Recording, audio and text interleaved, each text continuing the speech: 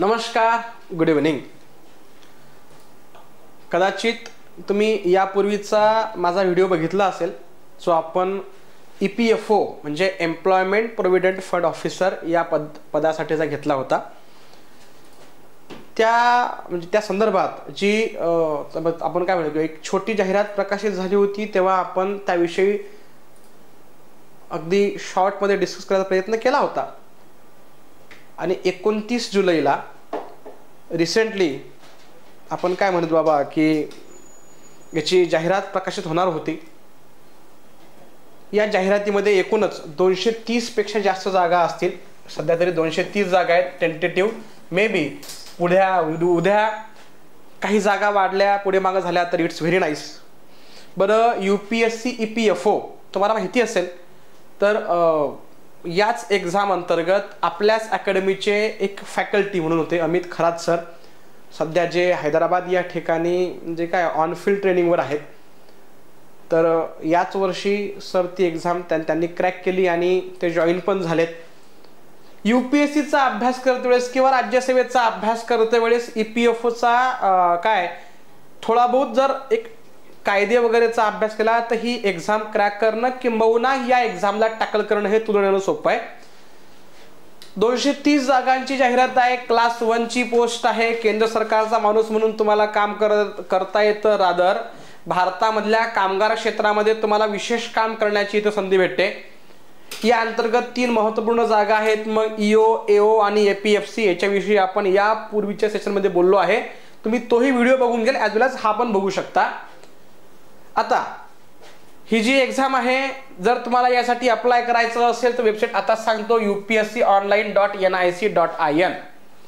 Last date कधी आहे हो याची? लास्ट डेट आहे अप्लाय करण्याची 18 ऑगस्ट. ओके, चला नेक्स्ट. आजच याचा फॉर्म सुटलेत असं आपण म्हणू शकतो. आता इथं कॅटेगरी वाईज कोणत्या पदाला किती फॉर्म असेल हे दिलेले आहे किंवा किती जागा असेल हे दिलंय. बट मी तुम्हाला ते काही सांगत बसणार नाही. तुमचं आपलं काम काय आहे की भाई एक्झामचा पॅटर्न काय आहे, याची पात्रता काय आहे, मी याला पात्र आहे का नाही, खतम का. सो बघा इथं पहिली पात्रता या एक्झामसाठी ते म्हणजे की तुमचं वय जर तुम्ही ओपन कॅटेगरीमध्ये येत असाल तर मॅक्झिमम 30 पाहिजे, मिनिमम 21 पाहिजे. कारण EPFOच्या या एक्झामसाठी कोणत्याही ग्रॅज्युएशनचा मुलगा मुलगी अप्लाय करू शकतो. BA, BCom, BSc, MBBS what ever it is. म्हणजे ठीक आहे, डन. सो मिनिमम वय 21, मॅक्झिमम वय 30 for open category. Those who comes under OBC but ज्यांच्याकडे नॉन क्रिमिनल सर्टिफिकेट आहे त्यांचं वय मॅक्झिमम 33 वर्ष म्हणजे 3 वर्षाचं एज रिलॅक्सेशन. SC आणि ST या समाज घटकांसाठी मॅक्झिमम वयोमर्यादा किंवा तुम्ही अप्लाय करण्याचं वय तुमचं 35 असेल. आणि बाकी मग दिव्यांगांसाठी तुम्ही किती आहेत बाबा 40 वर्षापर्यंत सुद्धा अप्लाय करू शकता. आता एसेन्शियल क्वालिफिकेशन लक्षात घ्या. Bachelor degree in any subject from recognised university or institute. तुम्ही YCM मधनं डिग्री करा, तुम्ही IGNOU मधनं डिग्री करा किंवा तुम्ही रेग्युलर डिग्री करा, तुम्ही एलिजिबल आहात, तुम्ही अप्लाय करू शकता. ठीक आहे. बाकी इथं मग तुमच्या ड्युटीज वगैरे काय दिलेलं आहेत ते आपण तुम्हाला निवांत वाचायचं जर वाचायची इच्छा असेल तर. सध्या माझं काम तुम्हाला पुढचं असेल की आता तुमचा सिलेबस सांगणं.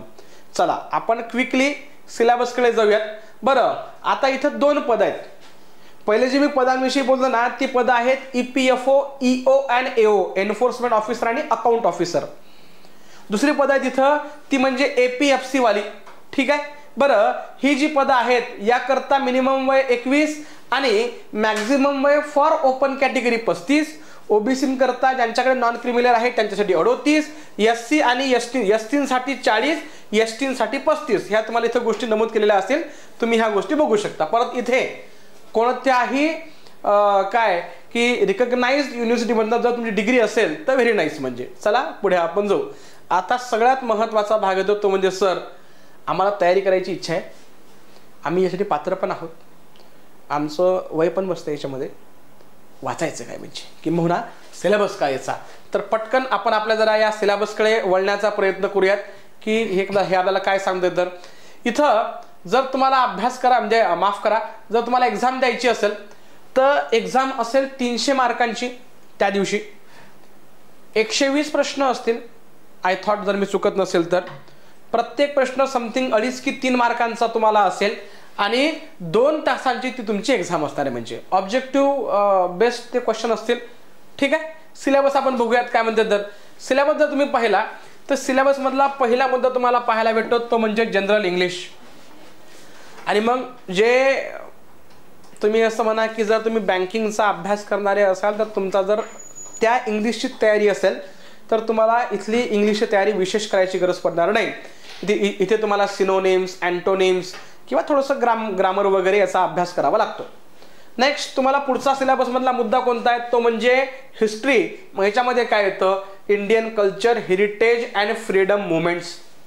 परत हे सर्व करते वेळेस यापूर्वीचे जे PYQ आहेत EPFO EOचे हे तुम्ही वाचणं, त्याचं ॲनालिसिस करणं, कुठल्या मुद्द्यावर किती वेटेज आहे याचा अंदाज घेणं मस्ट आहे. सो नेक्स्ट सब्जेक्ट आहे तुम्ही त्याला म्हणा बाबा हिस्ट्री. थर्ड पॉइंट सिलेबस मधला आपला तो म्हणजे developmental issues and present trends in Indian economy. सोपं करा तुम्ही त्याला इकॉनॉमी असं म्हणा आपल्या भाषेत. चौथा governance and constitution of India. परत तुम्ही याला काय म्हणाल तर पॉलिटी म्हणू शकता. ठीक आहे, वाचलेलं असतं आपण. पाचवा मुद्दा आहे general science and basic knowledge of computer application. General science तुमचा अभ्यास असतो. ॲडिशनल मुद्दा कोणता आहे तर कम्प्युटर ॲप्लिकेशन वाचावं लागेल. सहावा मुद्दा कोणता आहे, elementary mathematics, statistics and general mental ability. आपल्या भाषेमध्ये आपण CSAT म्हणतो याला, पण हालाकी CSAT मध्ये बऱ्याचशा गोष्टी इथं येतात. इथं त्यापैकी जरा विशेष काही गोष्टींवर काम करावं लागेल तुम्हाला. पुढचं आता हा जो 7वा आणि 8वा मुद्दा आहे याची तयारी आपण यापूर्वी कधीच केलेली नसते आणि ते आपल्याला इथे विशेष करावं लागेल. ते म्हणजे काय, इंडस्ट्रियल रिलेशन्स, लेबर लॉज महत्वाचे आणि सोशल सिक्युरिटी इन इंडिया यावर काम करावं लागेल. As well as principles of accountancy, auditing and insurance यावरही आपल्याला काम करावं लागेल. क्लिअर आहे. सो ह्या 2 गोष्टी विशेष वाचायच्या आहेत.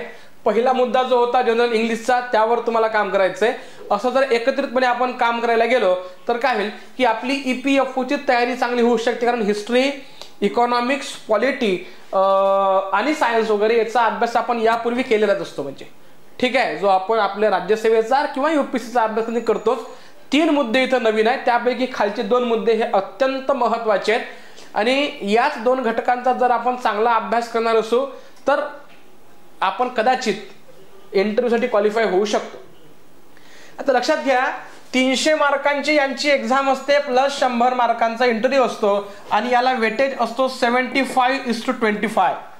म्हणजे 75% वेटेज हा तुमच्या एक्झामला असेल. ऑब्जेक्टिव्ह जी एक्झाम होईल ते 25% वेटेज हा आपल्या इंटरव्ह्यूला असणार आहे. अशी एकूण हे या एक्झामचा पॅटर्न आहे. ठीक आहे. हां, शेवटचं कसं विसरलो मी, त्याचं नाव आहे करंट इव्हेंट्स, मग नॅशनल अँड इंटरनॅशनल इम्पॉर्टन्स. हे पण आपण करतोच कारण वर्षभर तुम्ही या गोष्टी वाचतच राहता. म्हणजे ठीक आहे. बरं, आता मिनिमम किती मार्क्स पाहिजे तुम्हाला हे यांनी दिलेलं आहे तर आपण त्याच्याविषयी जरा तुम्ही वाचून घ्या. आता सगळ्यात महत्त्वाचे म्हणजे की इथं सेंटर्स कोणकोणते आहेत. महाराष्ट्रामधली सर्व महत्त्वाची सेंटर्स या एक्झामसाठी आहेत. मग छत्रपती संभाजीनगर असणार आहे, नाशिक असेल, मुंबई असेल, ठाणे असेल, नागपूर आणि आपलं पुणे. ठीक आहे. तर ही बेसिक सेंटर्स आहे महाराष्ट्रामधली जी तुम्हाला UPSCच्या एक्झामसाठी आपण इथं अप्लाय करतो किंवा बसतो. सो इथे पण तुम्हाला हेच ठिकाण पाहायला भेटतील. जर तुम्हाला महाराष्ट्राबाहेर कुठे एक्झाम द्यायची असेल तर बिनधास्त तुम्ही देऊ शकता. यापैकी कुठलंही एखादं तुम्हाला सेंटर जे आहे ते चूज करावं लागेल. ते तुम्ही तुमच्या सोयीनं चूज करू शकता आणि पुढे जाऊ शकता. म्हणजे ठीक आहे. बरं, बाकी मग पुढे फॉर्म कसा अप्लाय करावा, काय करावा, काय नाही, ह्याच गोष्टी आहेत बेसिक. जर काही लोकांनी UPSCचा फॉर्म या वर्षीची जी प्रिलिम्स एक्झाम झाली त्यासाठी जर तुम्ही अप्लाय केलं असेल किंवा तुम्ही फॉर्म भरला असेल तर तुम्हाला बऱ्यापैकी गोष्टींचा अंदाज आहे की कशा प्रकारे इथे अप्लाय करता येईल. पूजा खेडकर प्रकरणानंतर बरेचसे इश्यूज समोर आले त्यामुळे जरा UPSCनं त्यांची जी प्रोसेस आहे फॉर्म बाबतची ती थोडीशी जरा किचकट आणि अवघड करून ठेवली. बट जर तुम्हाला अप्लाय करायचं असेल तर माझं म्हणणं आहे as early as possible apply करा जेणेकरून शेवटी तुम्हाला तो मग काय टेन्शन ज्याला म्हणतो ते येणार नाहीये. म्हणजे ठीक आहे. बाकी एज लिमिट तुम्हाला मी प्रत्येक एक्झामसाठी काय आहे ते सांगण्याचा प्रयत्न केला. बेसिकली या अख्ख्या ॲडव्हर्टिजमेंटचं सार हाच आहे. EPFO EO AO या पदासाठी मॅक्झिमम वय ओपनसाठी 30, OBC 33, SC ST 35. APFC साठी मग ते थोडं बहुत वाढतं. नेक्स्ट, कोणताही ग्रॅज्युएट असलेला व्यक्ती भारतातला या दोनही पदांसाठी फॉर्म भरू शकतो. 230 जागांची जी जाहिरात आहे, 18 ऑगस्ट ही तुमची लास्ट डेट आहे. आणि आपण सध्या त्याचा पॅटर्न बघितला एक्झामचा, त्या पॅटर्नमध्ये जर आपण 9 घटक पाहिले असतील, त्या 9 घटकांपैकी ऑलमोस्ट 6 घटकांची तयारी ही तुमची झालेलीच असणार आहे. कारण तुम्ही हिस्ट्री वाचलंय, हिस्ट्री, पॉलिटी, इकॉनॉमिक्स, बऱ्यापैकी इंग्लिश, बऱ्यापैकी करंट अफेअर वगैरे वगैरे गोष्टी, 2-3च गोष्टी तुम्हाला ॲडिशन करायच्या आहेत. आणि त्याची जर तयारी ही अगदी योग्यपणे केली तर डेफिनेटली अमित खरात सरांसारखं यश आपल्यालाही प्राप्त करता येऊ शकतं.